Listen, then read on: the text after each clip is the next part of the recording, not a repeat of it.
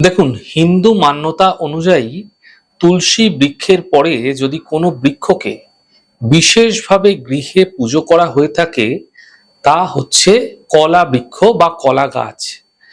দেখুন, কলাই হোক অথবা কলা গাছই হোক, এই দুটি কিন্তু সরাসরি বৃহস্পতি গ্রহের সঙ্গে সম্পর্কিত হয়ে রয়েছে, এমনটি জ্যোতিষশাস্ত্র মতে মনে করা হয়ে থাকে।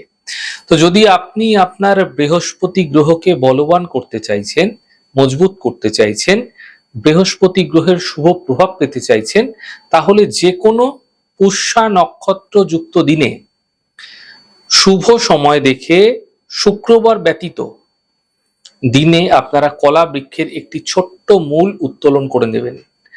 আপনারা কি করবেন, যদি আপনি পুরুষ আছেন তাহলে আপনি আপনার ডান হাতে, মহিলা হলে আপনি আপনার বাম হাতে সাদা সুতো দ্বারা আপনারা সেই কলা গাছের মূলটিকে ধারণ করবেন।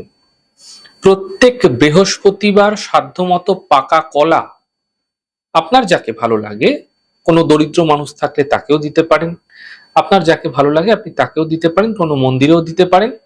প্রত্যেক বৃহস্পতিবার দিন পাকা কলা দান করতে থাকুন। আপনি আপনার সাধ্য মতো করবেন, সেখানে দুটো কি পাঁচটা এরকম কোনো বিষয় নেই, আপনি আপনার যেরকম সাধ্য আছে সেরকম ভাবে করবেন।